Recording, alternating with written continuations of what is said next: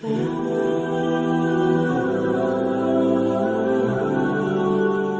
آج کی ویڈیو دعائے قنوت یاد نہ ہونے کے بارے میں ہے۔ ایک ویور نے سوال کیا ہے کہ اگر دعائے قنوت یاد نہ ہو تو وطر کیسے ادا کیے جائیں اور کون سی دعا پڑھیں۔ عرف عام میں 3 دفعہ سورہ اخلاص پڑھنے کا بھی کہا جاتا ہے، اس بارے میں رہنمائی فرما دیں۔ تو دوستو، پہلی بات یہ ہے کہ دعائے قنوت کی جگہ سورہ اخلاص کا پڑھنا جائز نہیں ہے، کیونکہ وطر کی تیسری رکعت میں سورہ فاتحہ کا پڑھنے کے بعد کوئی بھی سورت پڑھ لینے کے بعد تکبیر قنوت کہنا اور کوئی دعا پڑھنا واجب ہے۔ تکبیر کا کہنا بھی واجب ہے، تو اگر کوئی شخص جان بوجھ کر واجب چھوڑے گا تو اس کی نماز نہیں ہوگی۔ ہاں، اگر بھولے سے کوئی بھی واجب چھوٹ جائے تو سجدہ سہو کرنے سے نماز درست ہو جائے گی۔ دوسرا سوال یہ ہے کہ اگر وطر میں دعائے قنوت یاد نہ ہو تو کون سی دعا پڑھیں؟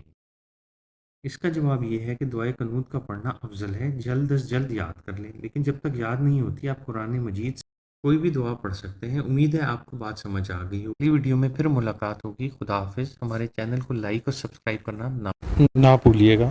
خدا حافظ۔